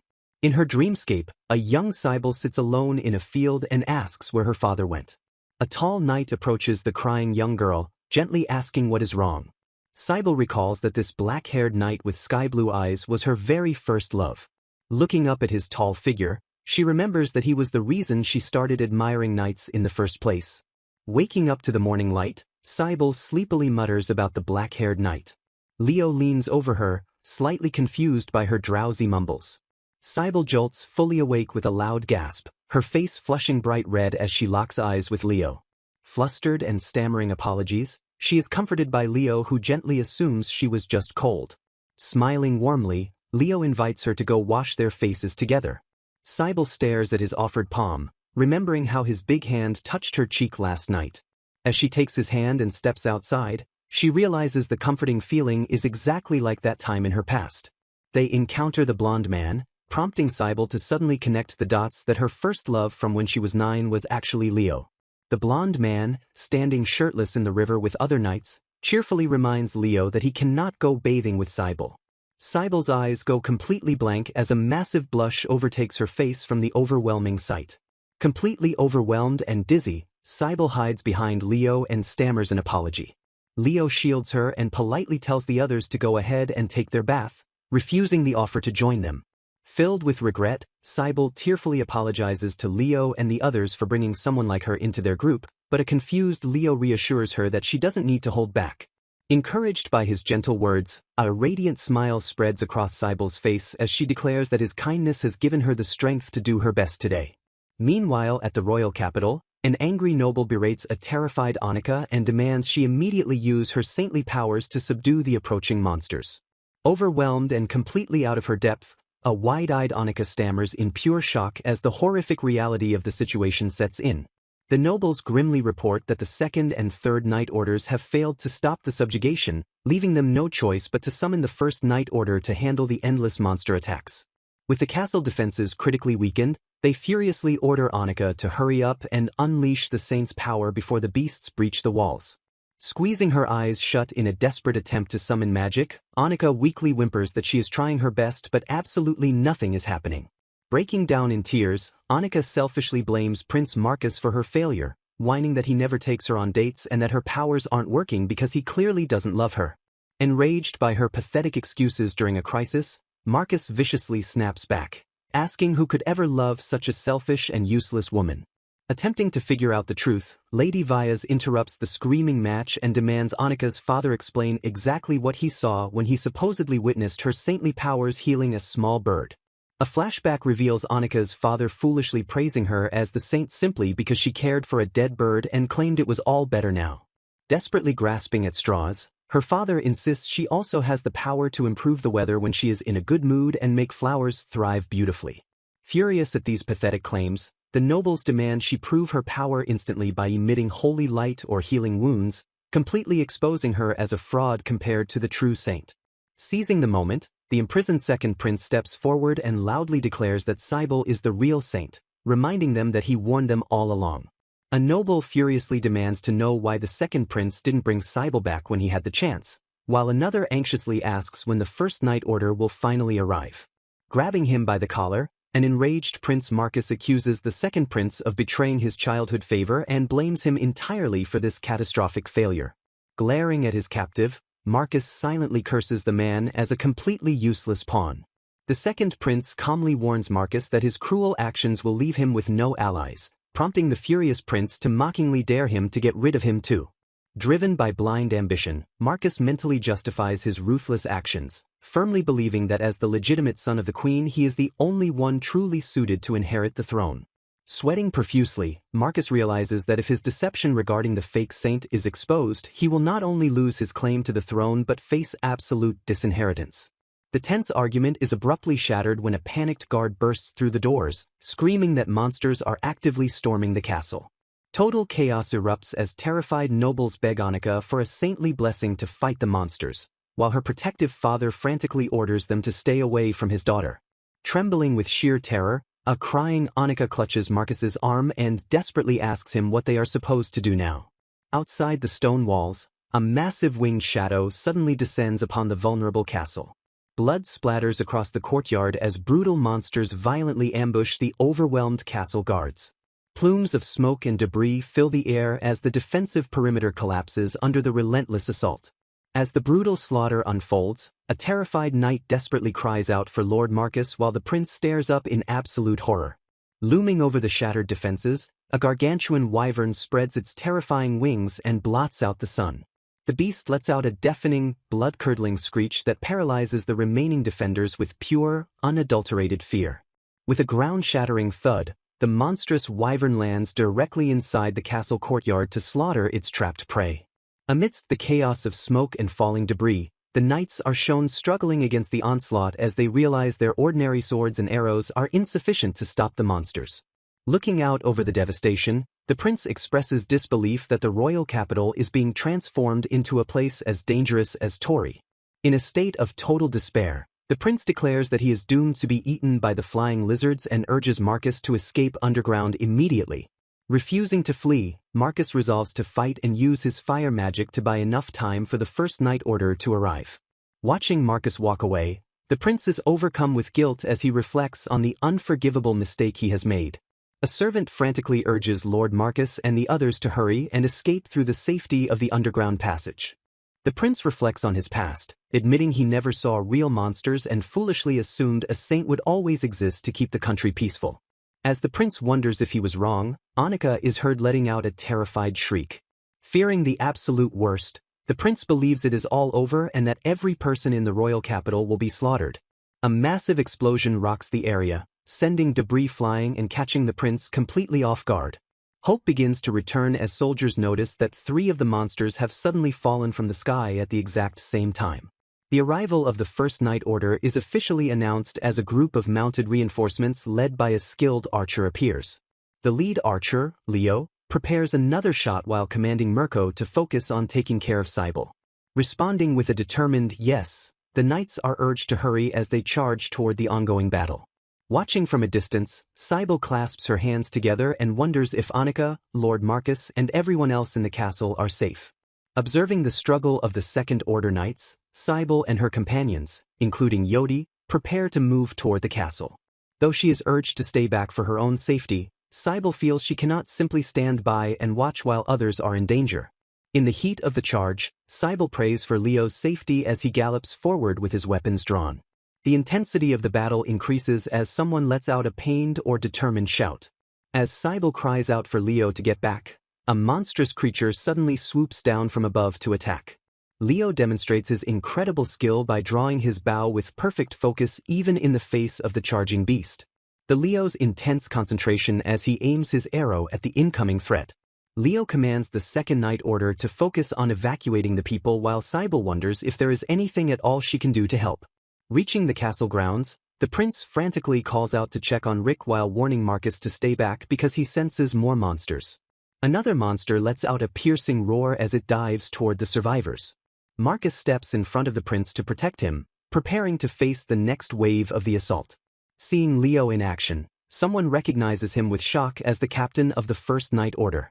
As a bright light begins to emanate from her, Cybele determinedly declares that she will not allow anything to happen to Leo. The monster lets out a final, pained cry as it is struck down by an unseen force. Cybele and her companions watch in shock as the threat is neutralized and the fallen monster crashes to the ground below. In the aftermath of a blinding flash, a dazed Marcus and his fellow soldiers struggle to process the mysterious light that just erupted. Leo rushes to a fallen soldier's side, urgently asking if His Highness is injured. The black-haired knight gazes intently at Marcus, who stares back in stunned silence. Brushing off Leo's concern, Marcus scrambles to his feet and orders the knight to stand down. Marcus snaps at Leo to shut up, stubbornly claiming he doesn't need saving despite previously ordering an evacuation. Leo turns away in silence as Marcus stands alone, visibly shaken and sweating from the encounter. Cybele rushes toward Leo in the courtyard, her eyes fixed on a shimmering object in his hand. Cybele beams with joy, explaining that the magic stone pendant Leo gave her must have made her prayer work. Surprised that she has been wearing the gift all this time, Leo realizes there is more to the story than just the stone. Leo gazes softly at Cybele and tells her that the miracle was actually her own power, not just the pendant. Reminding her of a past encounter with a pack of wolves, Leo insists she has performed this feat before even if she doesn't remember. Leo looks her in the eye and formally declares that she, Cybele Vyas, is the one true saint. Cybele stares back at him with wide, shocked eyes as the gravity of his words begins to sink in. She turns her head in surprise as another presence approaches her from behind. Gasping in shock, Cybele realizes the king of the realm is standing right there. The soldiers and Leo immediately drop to their knees to show respect to His Majesty. The king and Leo exchange a heavy, meaningful look as the royal presence dominates the courtyard. Commanding everyone to raise their heads, the king ignores formalities to address the urgent situation. The king looks directly at Cybele Vyas, his expression stern and regal. He reveals that many have now witnessed her use of the saint's power, which he recognizes from his own grandmother's time. Clasping her hands to her chest, Cybele listens as the king confirms there is no doubt she possesses the power of the saint. Cybele trembles with a heavy sigh, her eyes reflecting the overwhelming weight of her newly confirmed identity. When Cybele mentions her stepmother's belief that Annika was the saint, the king dismisses it as an understandable mistake by someone who hadn't seen the true power. The king looks down at her and questions the foolishness of exiling the true saint without proper confirmation. He declares the previous decision foolish and speaks with the authority of the one who will inherit the kingdom. Cybele stands in stunned silence as she faces the royal family members. The king shocks Cybele by revealing he has another son, the first prince, and commands her to marry him.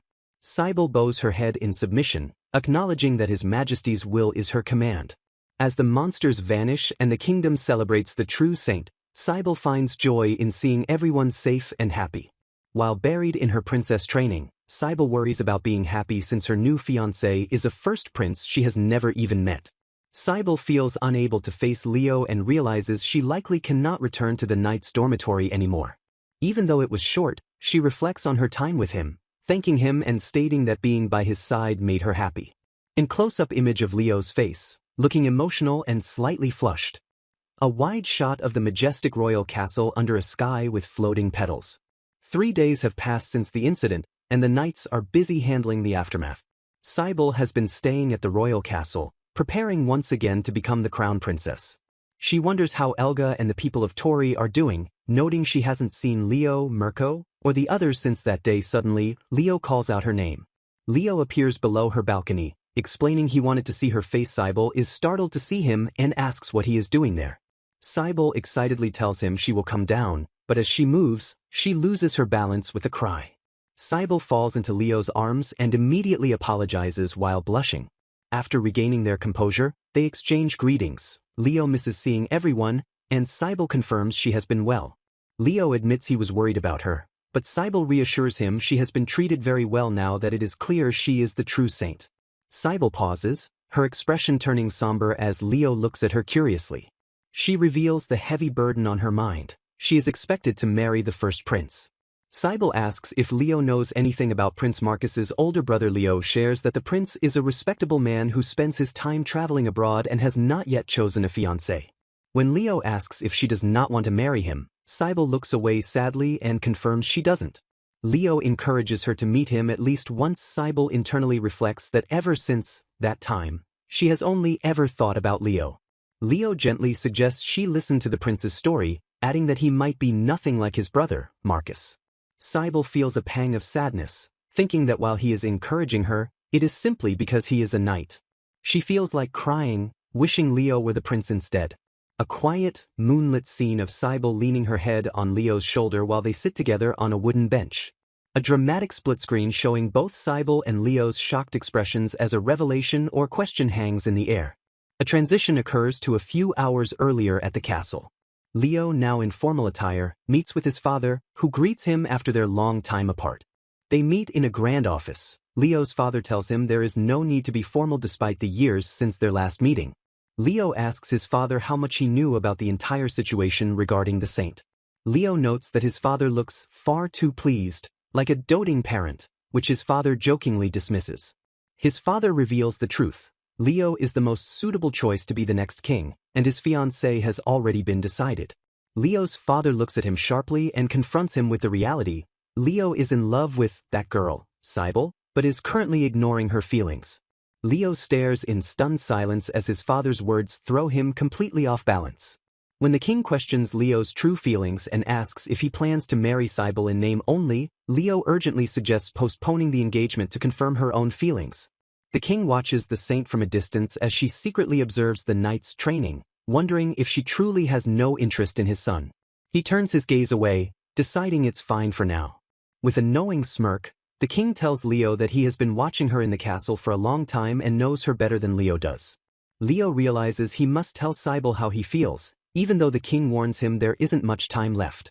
Standing beneath her balcony at night, Leo looks up at Cybele and confesses he just wanted to see her face. Cybele leans against him under the moonlight, wishing aloud that Leo were the prince instead of her unknown fiancé. Cybele's eyes widen in absolute panic as she realizes what she just confessed to Leo. Terrified that the first prince might be upset if they are seen together, she frantically declares she must go back now. Leo stands alone, gloomily convincing himself she only said those things because he happened to be the one there. He wonders with a heavy heart if she would actually smile and be happy if he told her the truth about his identity. Berating himself for getting ahead of his own thoughts, he tells himself that Cybele loves her cat, Milko, not him. He recalls her soft wish to stay with everyone forever if possible.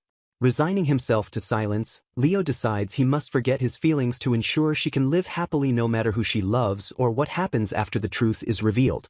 The day finally arrives for Cybele to meet the first prince, and though her maids call her stunning, she feels incredibly heavy-hearted wondering what Leo would say if he saw her.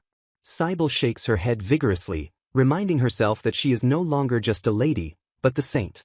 As her arrival is announced, she resolves to live for the country as the princess she was raised to be. The massive doors creak open, revealing the grand audience chamber. The king welcomes Cybele to the hall and prepares to introduce the first prince of the kingdom. Cybele bows deeply, forcing a smile and greeting her lifelong partner properly as a matter of duty. She notes from her bowed position that he seems quite strong and reliable just from his stance. Examining his reliable air, she finds something deeply familiar about his presence. As the prince commands her to raise her head, Cybele feels a shock of recognition. She looks up to see the prince's face for the first time. Her eyes go wide as the prince offers a polite greeting. The prince introduces himself as Leopold Grandio, the first prince of the kingdom. Cybele collapses instantly into a dead faint as a shocked Leo calls out her name. A blonde man peeks in and accuses Leo of doing something to her while Leo frantically denies it. Cybele remains unconscious as the chaotic meeting ends. A voice pierces the darkness, asking Cybele if she is finally awake. Slowly opening her eyes, Cybele stares up in shock and weakly calls out Leo's name. Assuring her it isn't an illusion, Leo takes the blame for shocking her, though Cybele insists she is the one who foolishly fainted. Revealing his true identity as Leopold Grandio, the first prince, he leaves Cybele marveling at his handsome appearance even without his uniform. Bowing deeply in shame, Cybele apologizes for her unintended disrespect, but Leo gently interrupts her. Grasping her hands warmly, Leo pleads with her to act the exact same way she always has. A remorseful Leo apologizes for hiding the truth, while Cybele laments that her ignorance makes her unfit to be crown princess. Leaning closer, he firmly dismisses her doubts, insisting that their titles simply do not matter. Looking up at him, Cybele quietly whispers his name in disbelief. His expression turning fierce, Leo declares he cares nothing for his royal blood or her saintly status. Stripping away all pretenses, he finally confesses his raw, undeniable love for her. Catching her completely off guard, he passionately shouts that he has loved her all this time. Flushing a deep crimson, Cybele is overcome with unprecedented happiness as he boldly states his desire to marry her. The mood suddenly shifts as Leo looks away, nervously asking if she harbors feelings for Mirko. Despite her frantic denials, Leo solemnly admits he always saw the undeniable passion in her eyes whenever she looked at Mirko. Claiming it is unfair for him to be the only one hiding his feelings, Leo pushes her to admit her true affection for the other knight. Breaking under the pressure, Cybele explosively confesses her intense love for knights with strong, well-built muscles. Staring at her in utter bewilderment, Leo listens as she meekly confirms her obsession with their physiques. Flustered, she scrambles to explain that she has no special feelings for Mirko and was merely admiring his bodily form. The tension breaks as Leo bursts into genuine laughter, finally understanding her embarrassing secret. Playfully turning the tables, he asks if that means she likes him too, considering he is also a knight. Blushing furiously, Cybele insists she loves him because he is special, even if he isn't quite as strong as Mirko. Stunned by her heartfelt honesty, Leo leans in to confirm if her love is truly real. Without another moment of hesitation, he asks her to marry him. Smiling softly, he accepts her tearful plea to take care of her. Wrapping his arms around her, he pulls her into a tight, loving embrace. As he vows to cherish and protect her happiness, Cybele secretly swoons over the warmth of his broad, firm chest. A formal declaration cements the official engagement between the prince and the saint. Later, a remorseful Elga apologizes to Cybele, admitting she was simply blinded by jealousy. While the first knights return to the capital, Elga and the others begin their new lives serving as ladies-in-waiting. Sent to Tori in exchange, the third knights endure grueling training under Marcus while Annika complains bitterly about doing laundry. Sometime later, Leo spots Cybele cheerfully watching the knights train in the courtyard. Embracing her from behind, he playfully threatens to get jealous if she keeps looking away from him. Smiling brightly together, the narrator assures that with the saint happy, the kingdom will be just fine. Overwhelmed with joy, Cybele silently marvels at what a wonderful person her fiancé is. She scolds herself for her improper thoughts, unable to ignore how strong and firm his massive arms feel.